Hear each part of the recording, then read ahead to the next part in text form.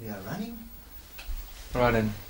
The first thing I heard that you were surprised when you heard that Rapido wanted to speak to you. Is that true? Surprised? Yeah. Excited, because it's one of our favorite television shows whenever we come into the UK.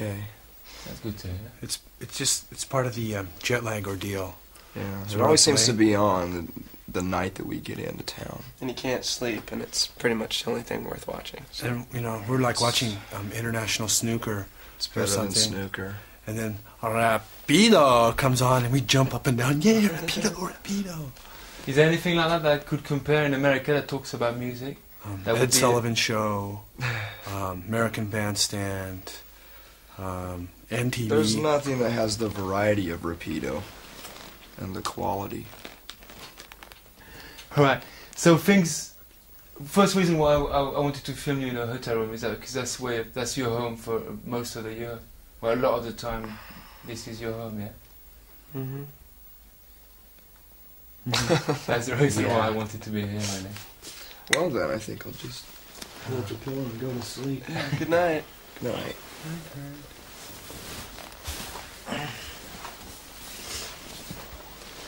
Now, the thing's going... yeah, things going real quick, isn't it? Yeah, I mean, the record's only been out for, what, 2 months or something? Something like that, yeah. I don't know, it's just a blur. I think it's been about 3 months now. Has it September 24th. Yeah, that's right. October, November. 2 months. Just 2 months. Oh, well. Your perception of time and reality is obviously distorted. Because it is, I mean, an album to go, not a first album, an album to go, you know, in the Billboard chart, in the top chart, and number 4. That's real quick. That's as quick as you can get, isn't it? I've never paid attention to charts before. Yeah. You know? I mean, the numbers, it's just a bunch of statistics, really. I want to have my chart done, astrological chart, so we can, like our next release or like my personal life, I'll go, like my chart says, you know, I'm in Taurus and, you know, Saturn is in Sagittarius. And I look and blue diamonds and green clovers. Orange stars. Orange stars. And blue diamonds. And blue diamonds. But I'm sure even if you don't look at the numbers, somebody else is looking for you at the numbers. And I'm sure, like, I mean, here everybody, Rapido talks to you, a lot of people talking to you, want to talk to you. When you're going to go back in America, it's going to be the same, you know. Like a number 4 album is a very big album. And then people are going to want to have your opinion about everything. It's already happening. Yeah, we have our opinions. We're a bunch of opinionated jerks. Let me tell you something. Jerky. It's difficult to have an opinion about everything when you ask. It's difficult to have an opinion about everything because I don't know anything about anything. Well, I mean, you give your opinion to somebody, and it's just your opinion. I mean, it's not gospel or anything. All opinions are open to dialogue and forum. So you call that pressure already? Well, you know, being shooting up at the top like that. Pressure? Mm-hmm. I don't think so. We don't really pay enough attention to I mean, it's not like any... we don't feel responsible to go out and try twice as hard, you know. Yeah. I mean, it's just, it happened. We've been doing what we're doing. And if it goes up to number -12 on the chart, then past number whatever, one. past number 1 to -12. It's no big deal, really. Okay, you're bored about this the conversation about exposure and pressure and... No, I'm sick. I'm sick. Well, you caught the English flu or something. Touch me, I'm sick. You can fry a head egg on that forehead. Fry a head on that egg. That's right. You ain't got a forehead, you got an 8 head. Magic 8-ball head. We'll just turn it up and down. And, that's how we plan our destiny, was with that magic 8-ball. You know, you turn it around. It says, try again. Comes out and it says, yes. Yes. Yes. No. And Go die. Do you think when you're going to go back to the States, when are you going to go back to America? About 2 weeks. December 15th. Uh-huh. And then we go on tour for another 5 days, then we have a month off, then we go to Australia, New Zealand, Hawaii, Japan, Hawaii. Southeast Asia, and then we're home for a little while.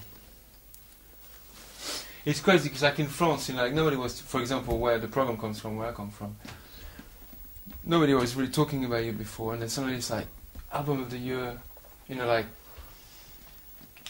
get them on TV, you know, it's like all the magazines want a piece of the action. It's just, that's what I'm saying. I asked the first question. It goes really quick. It's very bandwagon-esque. If I may plug another band that I totally love. When you play the European countries, and I don't know if you talk to people, but if you watch their reactions or whatever, what has been the main difference between your American crowd and the European crowd?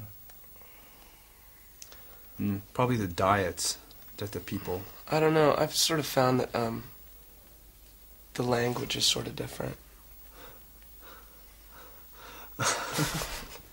I mean, it's all this. People have the same reactions. You know what I mean?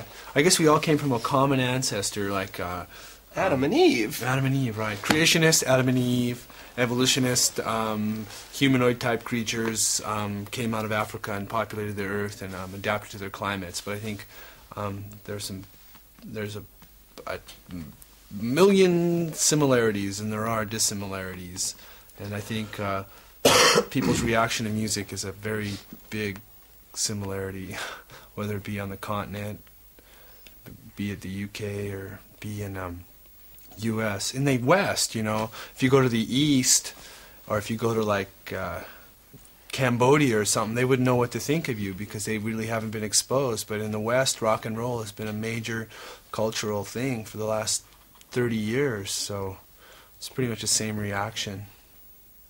Is it also because your music seems to be based on instinct, and then people can share that? Yeah, sure. It wouldn't matter if we were speaking in tongues. Yeah, right. It's a universal language. It's a universal language, and those are like worn out cliches. You know, rock and roll is a universal language, brothers. You know, but to some extent that's true. I mean, it's people just, you get a lot of people in the same room, you get good groove happening, and people really react. It's a great thing. But it's something else. I don't know. Again, you tell me in America, but in England or in France, it's like quite recently that it's kind of cool to like rock again. A lot of people kind of walked out of rock for a long time. Oh, boy, and they wore black clothes, and you know, it just, if that's the case, I mean, music isn't a fashion accessory. Just a lot of people it is, I know, but to us it isn't. You know, I'm into industrial dance now. You know. So what they do, they go to the pawn shop and sell all their CDs. Not records, but CDs. Because records are out. Maybe it's also because guys like you maybe like give quite a good name to rock. If rock and roll deserves a good name, it does. It does. And I think, probably Bon Jovi gives love a bad name. God gave rock and roll to you. God gave rock and roll to you. And you've got a gift. It's called rock and roll. Rock and roll's paid for a lot of facelifts and hair transplants.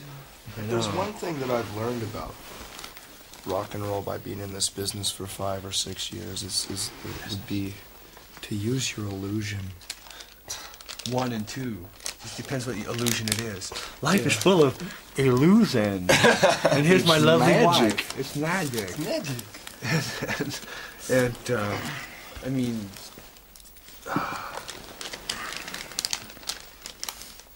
rock and roll is good. I have to admit it. It's got me through some rough times. It's got rock and roll's ever given me is a hearing impairment. Did you hear the story that your wife, Shelley, said today about her About cousin. the girl? That little Oh. girl. The girl. She's the total Check this typical out. girl. What's that Typical story? girl. It's great. This 13-year-old cousin of Shelley's had for the past couple of years has had her walls covered in New Kids on the Block posters, and she heard Dolls. our album, and she had dolls and everything, and she heard our album Nevermind, and she tore all her posters down Yeah, and burnt her dolls. Yeah. Really? You should Set know them on Stacy. fire. Stacy's like a little brat, like, you know. Now it's like, I hate New Kids on the Block. And she's a terror. man. She's a terror. And She's smoking cigarettes. She's got a tattoo. yeah, that's right. She just takes the car now. You know, she's not Right. even old enough to drive. She's just up, zipping Cranking our up and music down. as loud as she can. Driving up and down, drunk, Drink hurting again. people. This cop pulled her over. She just went, smacked, knocked She's him only out. 13. She's only 13. That's right. Is Nevermind the attitude of a lot of people in the US to start with? Sure. I'm talking about the word here, you know, like, Yeah, it is. It is. It's too bad. It's too bad that's the way. But see, people, they have to. Use their They illusion. make priorities, you know. And a lot of times, a priority is a car in your driveway, or you know, whatever material objects you have, and it's all a bunch of junk. Trinkets and baubles. Trinkets, yeah. Look at this shiny stone, you know. Why is this any more? That's a Ming Voss to me. I know. I need it. This could be. I mean, Elizabeth Taylor should wear that on her finger. I mean, what's the difference? Can I have a dragon? Yeah.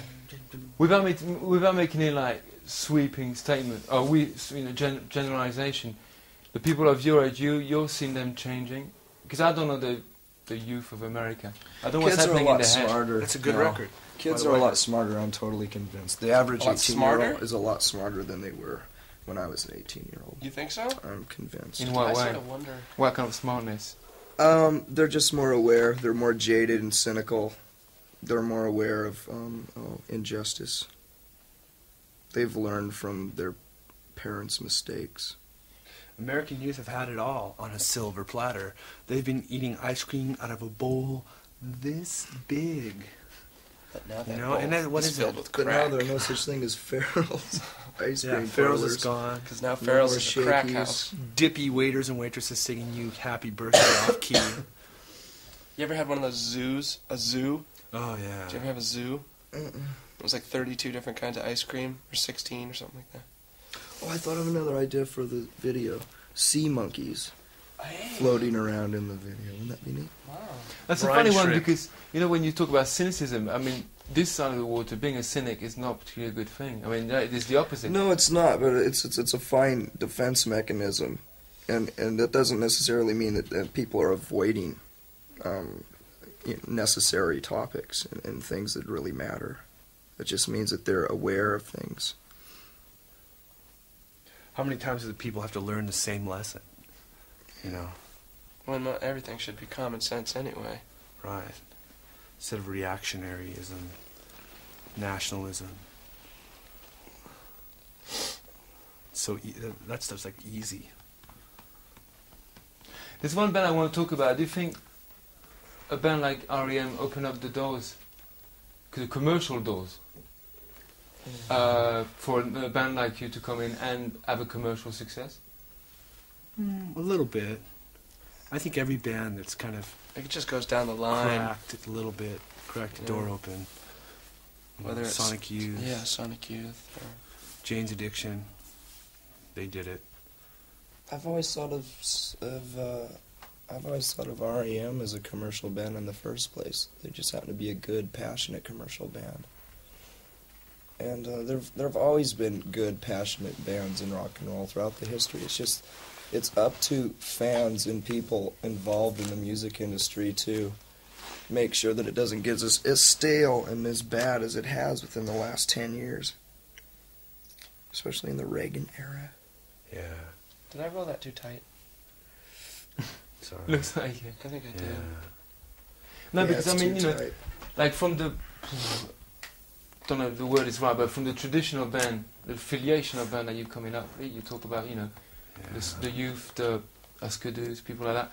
You're the first one to put the door open. Yeah. It seems like the mainstream is very consistent in like blandness, being bland, like bland, boring TV shows, bland, boring bands, bland, boring blockbuster movies. It's all very consistent. When it comes to like mainstream and commercialism, it's sort of like no one's willing to take a chance because it's a risk of money. You know, that's why you've had the same bunch of crap on MTV for the past 6 years or whatever. That's you know? right. I mean, it just comes down to money, and people aren't willing. You know, it's not a feasible business move. You know, it's a vicious circle. Is actually these people who are trying to make money is they play it really safe and they take like a demographic survey. So they survey all these the papal hierarchy in the Vatican. I mean, they survey all these people and say like, what do you like? What do you want to see? And they've been fed garbage, so that's all they know. And they say, we want more garbage. So they give them the garbage. They survey them again, and it's all this garbage. The next thing you know, you have this full landfill full of diapers and styrofoam. And that's mainstream culture. Is a soiled Pamper diaper in a Big Mac container. You're talking of Hollywood, for example. You know, like because it costs so much money to make a movie, and it's a risk. Like you're talking about commercial risk. What they do now, they've been doing for quite a few years, is they buy successful French movies of the 50s and the 40s. They were blockbusters because they were well written. Do they colorize them? And then they reshoot them, like Three Men and a Baby and that kind of, you know. But that's just the beginning. They're going out there and buying, like. Oh yeah, that's exactly why there are so many new popular bands doing covers of songs even 5 years ago. You know, like this one band that we played with on Top of the Pops last night. We're doing a cover of a Christopher Cross song. Yikes! Yikes! You know, crikey! Yeah. What a chuff! Yoinks! What a chuff! Yeah. It's. I mean, how many times do you have to see the same I Love Lucy plot on a sitcom? You know what I mean? But there's good stuff out there. I mean, The Simpsons. I mean, that's like a great TV show. it's a commercial success. Yeah, it is. There's a lot of substance there. It's really good. And because I suppose, you know, the walls are pretty thick out there. Maybe thicker than here between people. Is there already been people saying sell out to you because you're commercial? It hasn't really happened, to tell you the truth. You know, because we're not really playing along. I mean, we're not at Studio 54 with Bianca Jagger or cruising down Hollywood Boulevard with Slash and Mickey Rourke. You know, I mean, it's just not our scene, really. Pop, that's, you know, in all the things I read about the band before I met you, it's like there's a word that comes back all the time, it's pop. And I think it's you, Kurt, is saying, before, during the Bleach time, you know, like I was scared of making pop music. Ooh, did I say that? Well, it was printed anyway. Well, it was printed, I see. Sounds like a misquote to me. No, I've always loved pop music. It just so happens that most of the songs that we wrote at the time the Bleach album was coming out were more abrasive songs. There were quite a few songs that were very pop, like the song like About a Girl, that were just left off the album. In fact, a few very pop songs on this album were written at the time, if not before, the Bleach album came out. And I think that releasing the Sliver single was a good example of what Nevermind would have.